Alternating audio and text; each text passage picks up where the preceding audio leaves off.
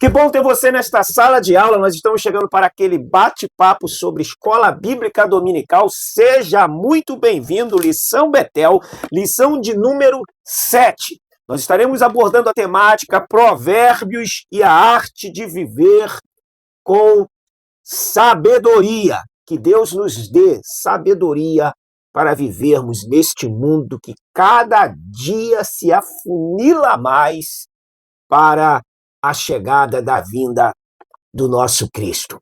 A lição 7 tem por texto áureo, texto de ouro: o caminho do tolo é reto aos seus olhos, mas o que dar ouvido ao conselho é sábio. Provérbios, capítulo 12, verso 15, e a verdade aplicada de a arte de viver bem com sabedoria. Andar em espírito nos guia ao discernimento e à aplicabilidade dos conselhos da palavra de Deus em todas as áreas da nossa vida. Quais são os objetivos desta lição? Atenção, professor! Compreender a importância do planejamento financeiro. Ressaltar os problemas de envolver-se com más companhias e reconhecer que Deus não nos criou para sermos escravos dos vícios, somos servos de Cristo. Texto de referência, Provérbios, capítulo 22, versos 17 ao 22. Eu quero te aconselhar sempre a ler esse texto de referência em mais de uma versão. Nós não vamos ler porque somos simplesmente um resumo, uma síntese desta lição. 30 a 35 minutos nós estaremos batendo esse papo com você. Se você entrou aí e ainda não é inscrito neste canal, não deixe de se inscrever.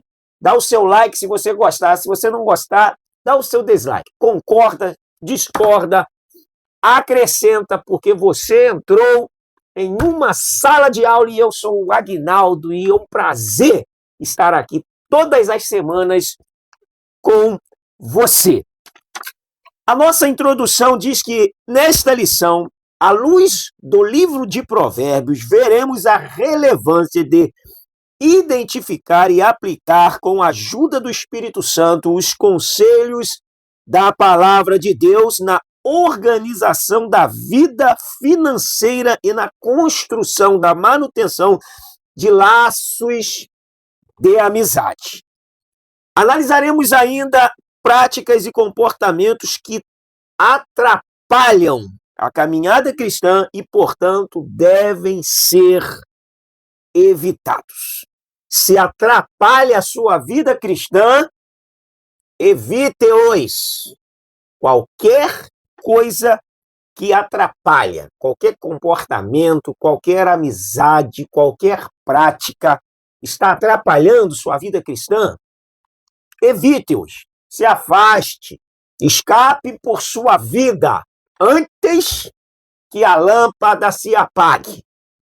O tópico 1 diz conselhos sábios sobre finanças. Sempre é bom ouvir um conselho de quem tem uma experiência a mais para nos passar. Lembra daquele ditado que circula há anos, há séculos provavelmente? Se conselho fosse bom, ninguém daria, vendia. Só que não.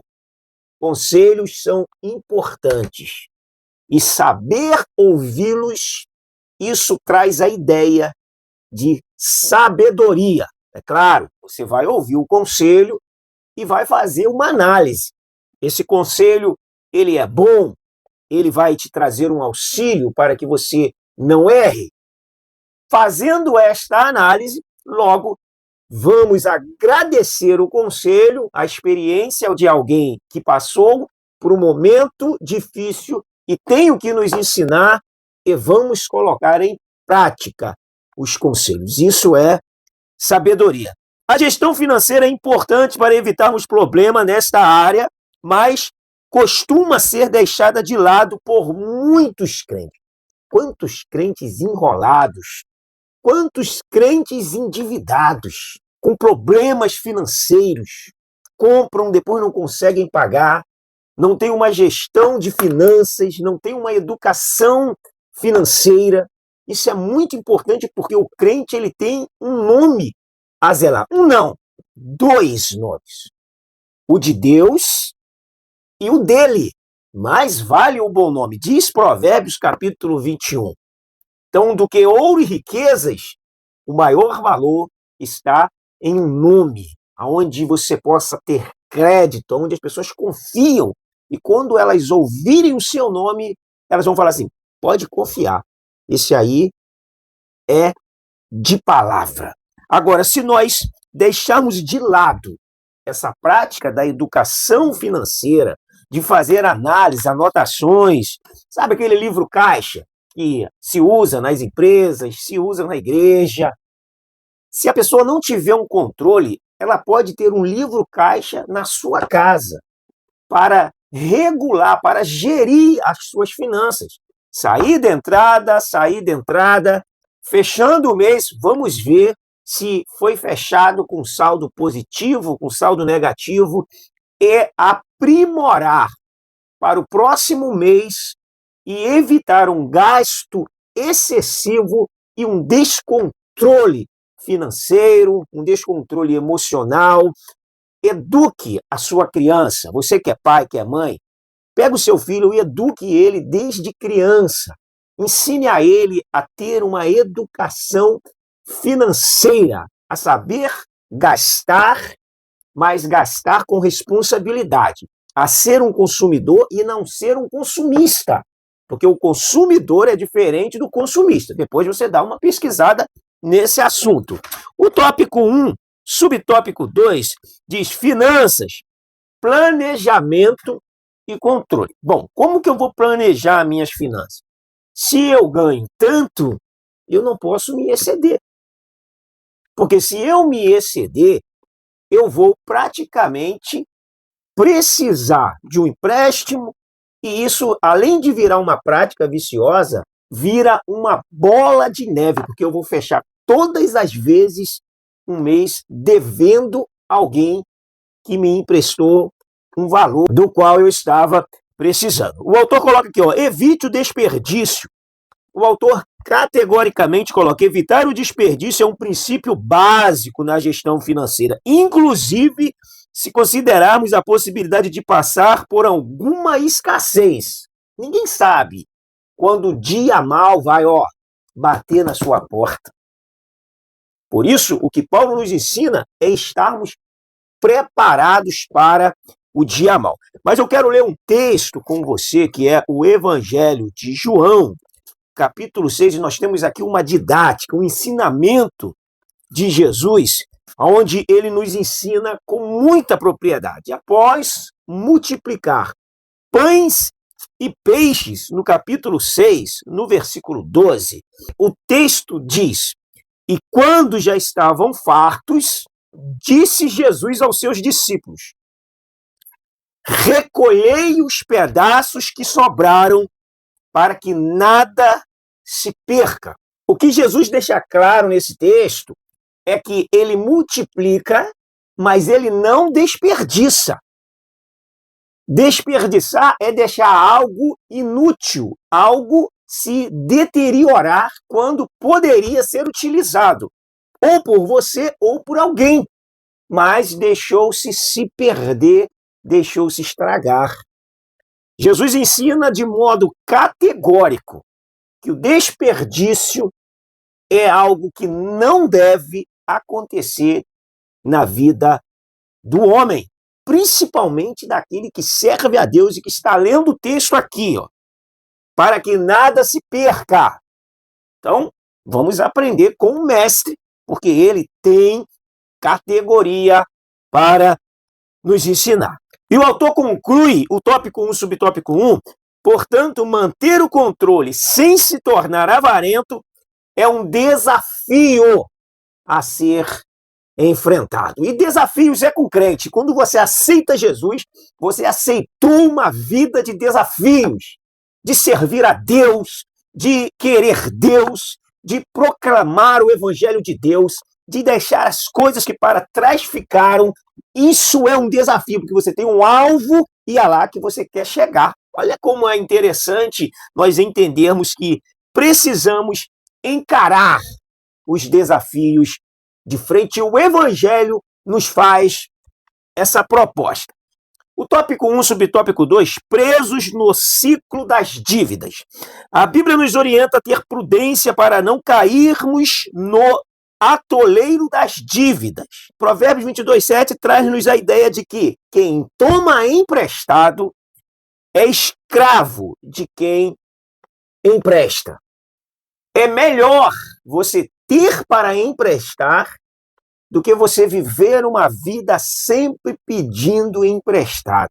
Quando nós vemos uma pessoa que está sempre pedindo, tudo ela pede, nunca ela adquire nada, nós vamos entender então que essa pessoa ela está presa num ciclo vicioso, onde ela já acostumou sempre depender de alguém e nunca criar a sua própria independência. Não aprendeu a criar a sua própria autonomia. Pode ser que isso veio desde os tempos remotos, na sua tenridade, onde ela cresceu vendo os pais sempre pegar algo com A, com B, com C, e assim ela então foi formando o seu padrão de vida e se tornou semelhante, porque ela entendeu que aquilo ali era algo normal, quando não. Nós precisamos ensinar os nossos filhos a ter a sua própria independência e autonomia em vida. Senão, ficaremos um eterno anão, sempre dependendo de alguém. Isso significa que a sabedoria está em evitar gastos desnecessários e, em caso de dívidas, priorizar pagá-las logo que possível. É difícil nós vivermos uma vida sem criarmos, sem fazermos dívidas. Todavia, ter a dívida sob o seu comando, sob o seu controle, isso é gestão pessoal, é gestão financeira, é educação financeira. Então, por mais que eu tenha uma dívida, mas se ela está no meu controle, eu estou em paz, eu estou tranquilo, está tudo sobre o meu comando.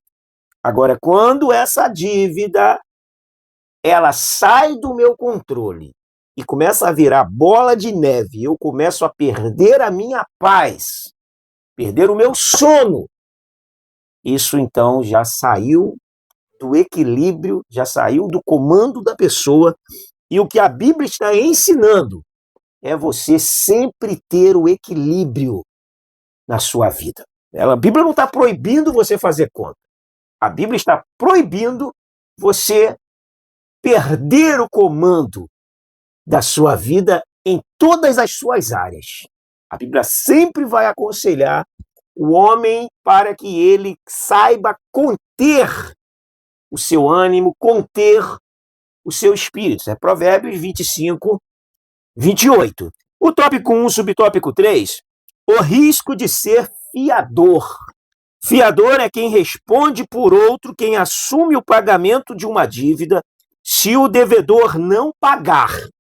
Logo, o fiador é refém daquela pessoa. Porque se aquela pessoa não pagar, quem é que vai pagar? O fiador. O que a Bíblia nos orienta, nos aconselha? Não ser fiador.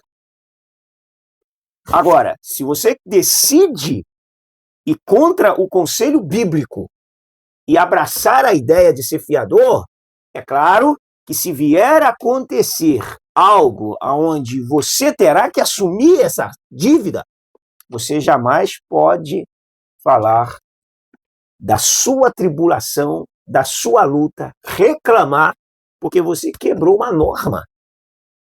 A Bíblia está orientando, não seja fiador, mas o que nós estamos fazendo?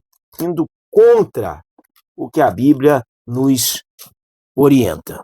O capítulo 6 de Provérbios, versículo 1, diz: Filho meu, se ficaste por fiador do teu companheiro, E se te empenhaste ao estranhos, está enredado com o que diz os teus lábios, está preso com as palavras da sua boca.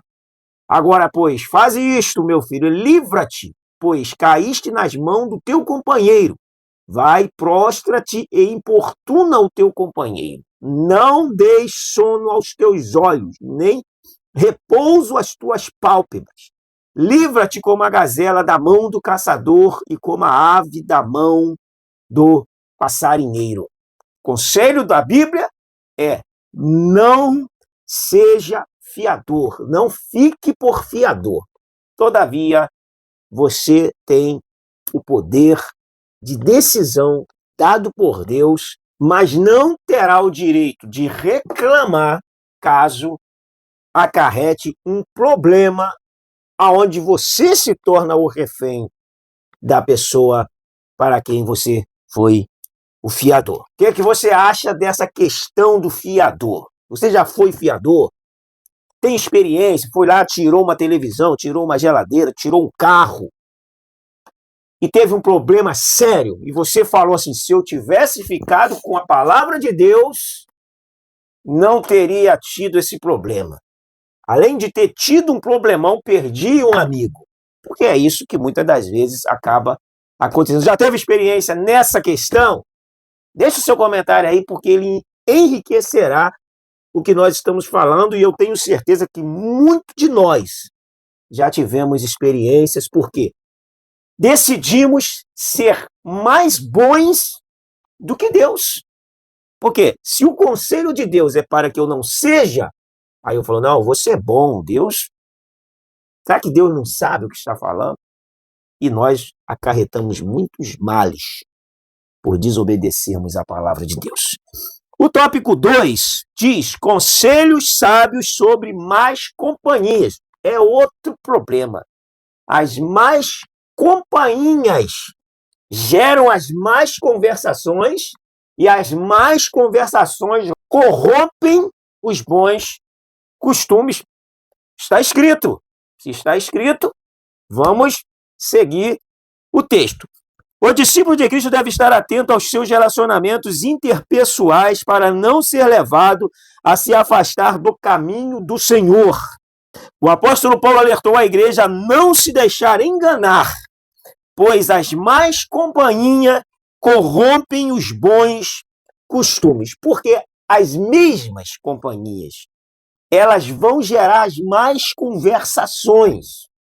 Porque você pode falar assim: mas o texto diz as más conversações. Não, o texto original diz as más companhias, porque elas geram as más conversações. Por isso que tem a versão ARC, já botou logo as más conversações. Mas as más companhias é o texto correto, que desemboca nas más conversações. E as más conversações, o que elas fazem? Corrompem, corrói, destrói. Por isso, devemos saber a quem emprestaremos nossos ouvidos. O autor coloca no finalzinho: e Salomão advertiu: filho meu, se os pecadores com blandícias, com palavras doces, suaves, te quiserem tentar, não consintas. Seja firme na sua convicção, tenha postura, posicionamento. O tópico 1, subtópico 2, cuidado com as más companhias. Olha, as más companhias, elas vão desembocar em desastre. Se afaste dela. Provérbio popular, senso comum: quem se mistura com porco, farelo come. Quem anda com morcego, dorme de cabeça para baixo. E vários outros provérbios que você pode até citar um aí. Cite um provérbio que vai trazer a mesma ideia desse contexto, com as más companhias, o que elas podem causar. Mas nós temos um texto bíblico, que nós vamos falar já já, também para alimentar que o sábio vai evitar as más companhias. Apesar de seus conselhos sábios, Salomão, em sua velhice, escolheu a companhia de esposas idólatras, as quais desviaram seu coração para deuses estrangeiros. Não só na velhice. Quando ele começou a reinar também, ele foi pegar conselhos com os anciões, foi pegar conselhos com os jovens, e ele ficou com os conselhos dos jovens, e isso acarretou um problemão no reino em Israel. Você lembra desse fato? As más companhias, as más conversações sempre vão desembocar em problemas. O 2:2, a escolha das amizades. Provérbios, capítulo 13, verso 20, vai trazer para nós: quem anda com os sábios será sábio, mas o companheiro dos insensatos se tornará mau. Você escolhe com quem andar. Você escolhe com quem conversa. Qual a conversa que está te fazendo bem ou está te fazendo mal? Isso são escolhas das suas companhias. Você decide quais serão as suas companhias. Então você seleciona. Não ando com pessoa que fala palavrão, não ando com pessoa que não me acrescenta nada, não ando com pessoa que não tem vontade de vencer, não ando de pessoa que não tem vontade de crescer, não ando com pessoa que não tenha perspectiva de vida. Pronto. Você já criou um critério com quem você não anda. Nós não estamos falando de você ser inimigo. Nós vamos ser amigo de todos. De todos. Mas saber escolher as companhias, aquelas pessoas com quem nós vamos comungar, nós vamos ter comunhão, intimidade, compartilhar ideias. Então, nós temos que saber escolher quem serão essas pessoas. Se o coração for como o meu coração, me dê a mão, suba no meu carro. Se o coração for diferente do meu, não suba no meu carro. Seguindo o tópico 2, subtópico 2, as amizades certas elevam a nossa fé, pois nos aproximam de Deus. Por outro lado, amizades com pessoas que não o conhecem devem ser bem administradas, pois podem ser um convite para nós nos afastarmos dele. Então fique atento, porque na sua embarcação, na embarcação da sua vida, você decide quem navega contigo. O tópico 2, subtópico 3, caminhando com o Deus de Israel. A vida espiritual se define pela direção que escolhemos seguir.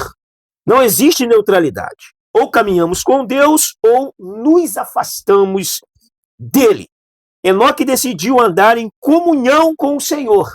E essa escolha marcou a sua história. Ele decidiu. É um contexto, por exemplo, de Daniel. Daniel decidiu não se contaminar com tudo que tinha na Babilônia. São questões intrínsecas, são questões pessoais que muitos vão questionar, mas você não precisa ser crente e ser desse jeito. Você só precisa ser crente, mas você pode fazer isso. O que que tem? É aí que mora o problema.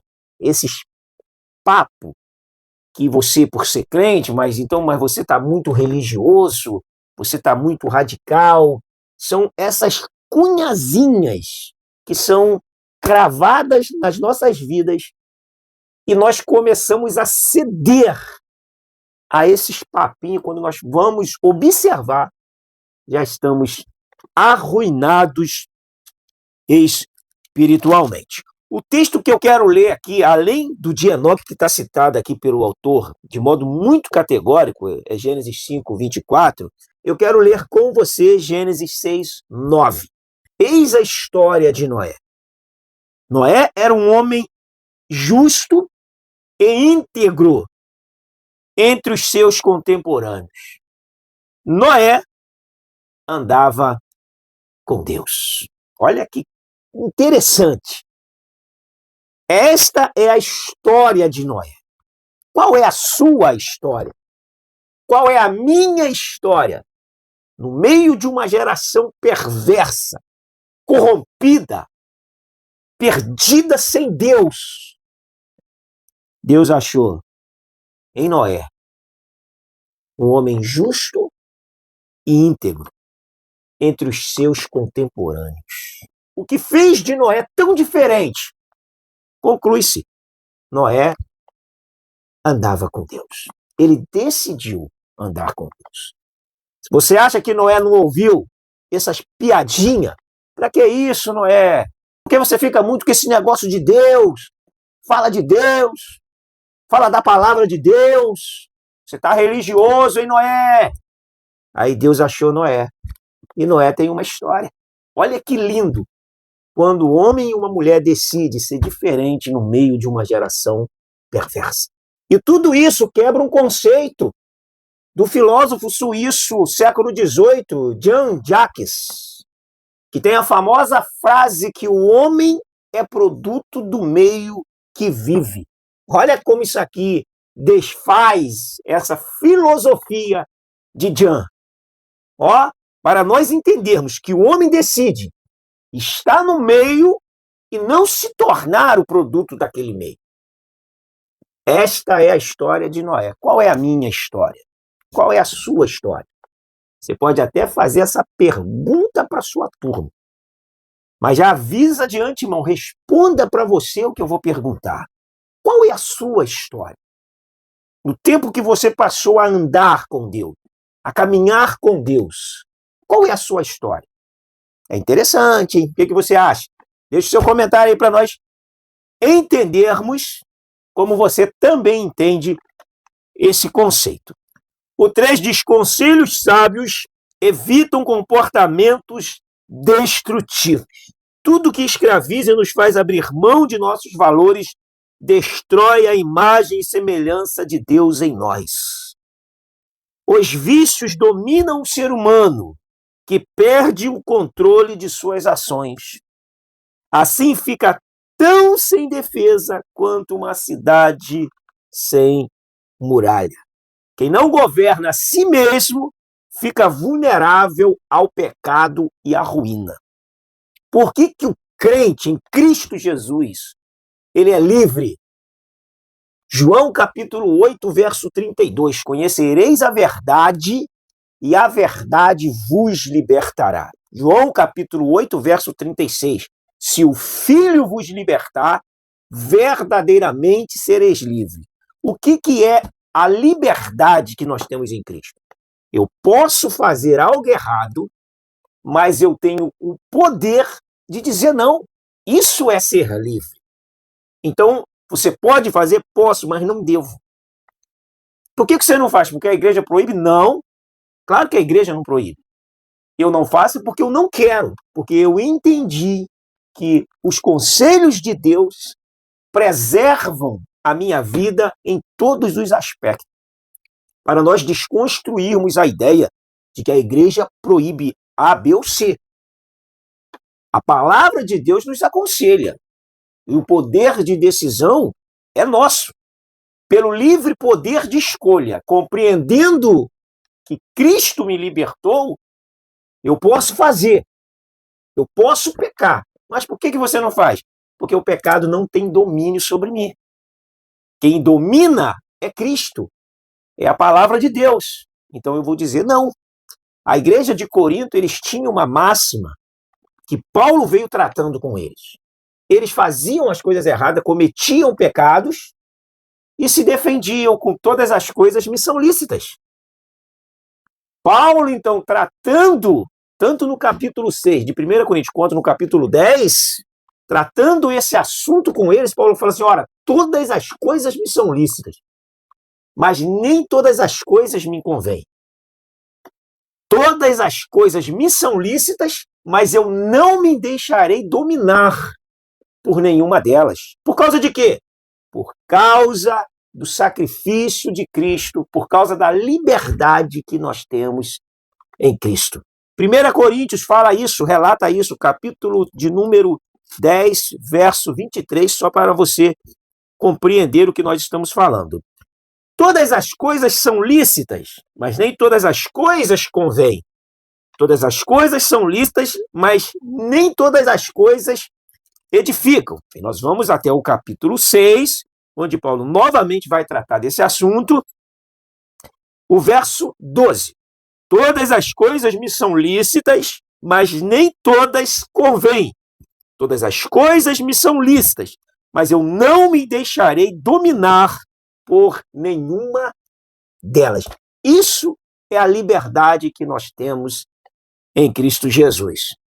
O tópico 3, subtópico 1, vício de pornografia. Eu quero ler um texto aqui para você, Efésios, capítulo 5, versículo 3, diz: mas a impudicícia e toda sorte de impureza ou cobiça nem sequer se nomeie entre vós como convém a santos. Isso deveria ser imã de geladeira. O Correio Brasiliense, ele traz a estatística de que o Brasil é o 4º país do mundo em consumo de pornografia. É claro que também as redes sociais potencializou essa prática mais e mais. O que nós vamos fazer? João 17:17. Santifica-os na verdade. A tua palavra é a verdade. Efésios capítulo 5, versículo 26. Para os regenerar pelo lavar santificador da palavra.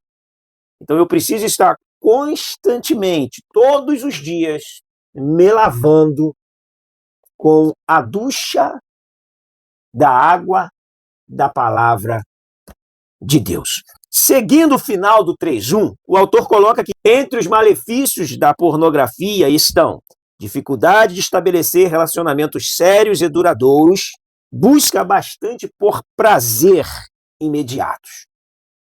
Problemas nos relacionamentos sociais.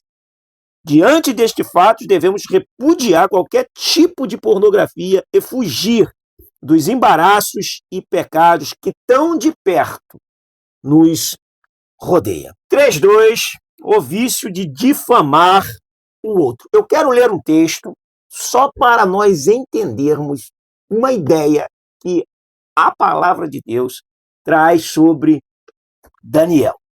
Anote aí, sublinhe, você vai precisar usar isto na sua aula.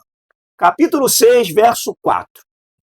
Então, os príncipes e os presidentes procuravam achar ocasião contra Daniel a respeito do reino, mas não podiam achar ocasião ou culpa alguma, porque ele era fiel e não se achava nele nenhum vício nem culpa.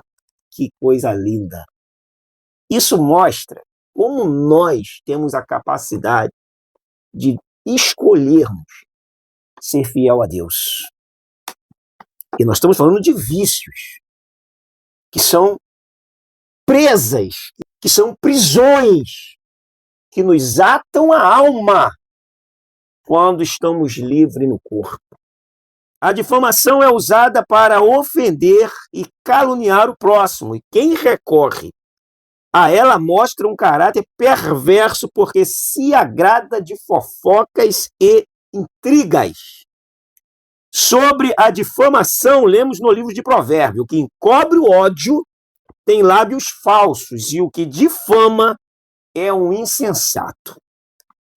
Por isso sofrerá o juízo divino a pessoa que fala mal de quem não está presente para se defender. Depois leia o Salmo 101, verso de número 5.